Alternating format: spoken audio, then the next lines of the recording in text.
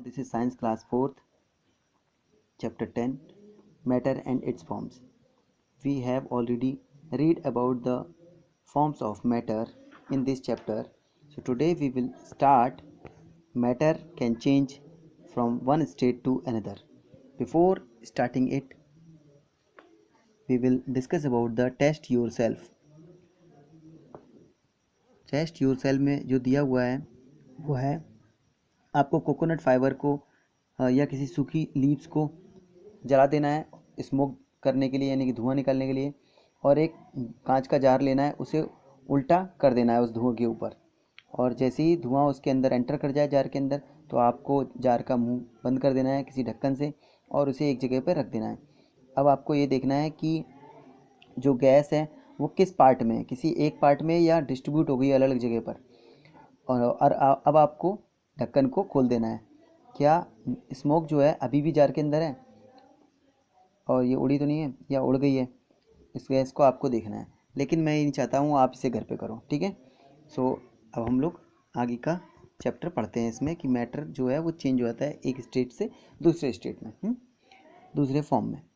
We know that matter exist in 3 states, solid, liquid and gas. हम जानते हैं कि मैटर जो है वो एक्सिस्ट करता है 3 फॉर्म में, 3 स्टेट में, सॉलिड में, लिक्विड में और गैस में। Most of the time these states are interchangeable. ज़्यादातर समय ये इंटरचेंजेबल होते हैं। A liquid like ice change into liquid water on heating, यानी कि जो ठोस है जैसे कि बर्फ़, वो चेंज हो जाता है पानी में जब हम उसे गर्म करते हैं। This process is called melting. इस प्रोसेस को मेल्टिंग कहते हैं। A liquid water on heating change to gas water vapour. और लिक्विड जो होता है जैसे कि वाटर, उसको गर्म करते हैं तो वो चेंज हो जाता है गैस में, वाटर वेपर के फॉर्म में। This process is called evaporation. इसे हम एवापोरेशन कहते हैं, यानी कि वाष्पीकरण। On cooling a gas water vapour change to liquid water. जब गैस ठंडी हो जाती है तो वो चेंज हो जाती है लिक्विड में, यानी कि पानी में। This is called condensation. इसे कंडेंसेशन कहते हैं या फिर हिंदी में संघनन कहते हैं। If a liquid water is cooled it change to solid ice. जब पानी को यानी कि लिक्विड को ठंडा करते हैं तो ये चेंज हो जाता है आइस में। This process is called freezing. इस प्रक्रिया को फ्रीजिंग कहते हैं। ये जो पिक्चर आपको दी हुई है, ये एरो बना के ये आपको अपनी नोटबुक में बनानी है। Solid dissolve in liquid. Solid जो है वो डिजॉल्व होते हैं लिक्विड में। सम सॉलिड्स डिजॉल्व इन लिक्विड। कुछ ठोस पदार्थ जो हैं वो पानी में या लिक्विड में डिजॉल्व हो जाते हैं। These are called soluble substance. इन्हें हम सॉल्युबल सब्सटेंस कहते हैं, घुलनशील कहते हैं, सब्सटेंस कहते हैं। This means that when a solid substance is put into a liquid it break up into tiny particles. जब ये सॉलिड सब्सटेंस जो है इनको लिक्विड में डाला जाता है, रखा जाता है, तो ये टूट जाते हैं छोटे छोटे पार्टिकल्स में, छोटे कण में। दीज पार्टिकल्स और molecule mix with the molecule of the liquid. ये जो छोटे कण, ये मॉलिक्यूल हैं, अणु हैं, ये मिक्स हो जाते हैं पानी के अणुओं में या लिक्विड के अणुओं में, यानी कि मॉलिक्यूल में। मॉलिक्यूल मीन्स होता है अणु, छोटे छोटे particle. For example sugar, salt, potassium permanganate, copper sulphate etcetera dissolve in water.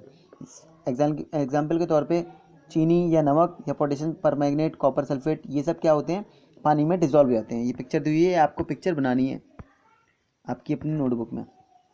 Hence the solute is the solid that dissolve in liquid. इस तरह सॉलिड जो सॉल्यूट है वो डिजॉल्व हो जाता है किसमें, पानी में, लिक्विड में।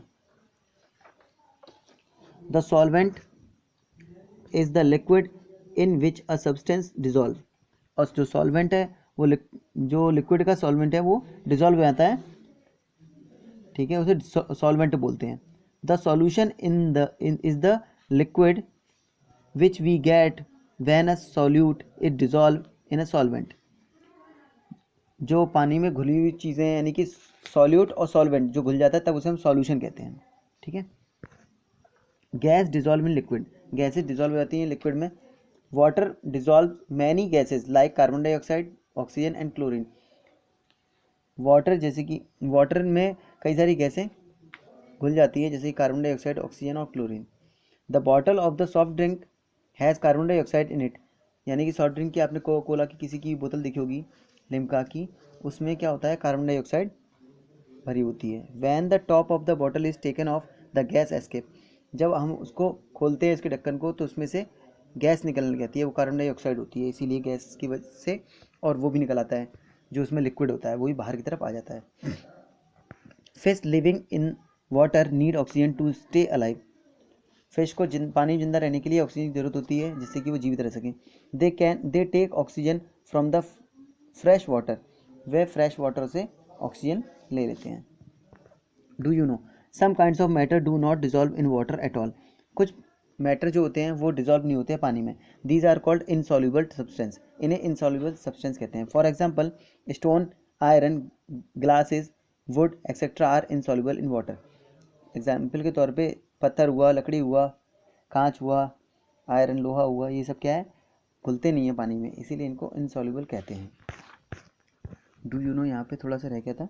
Normally solids change to liquid when heated, ज़्यादातर सॉलिड जो होता है लिक्विड में क्या हो जाता है, सॉलिड जो है चेंज हो जाता है लिक्विड में जब उसे हम गर्म करते हैं।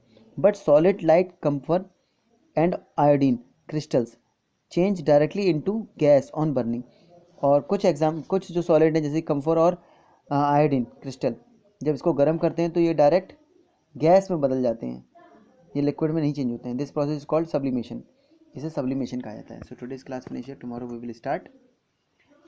आई will send you section first. Okay, thank you, have a nice day.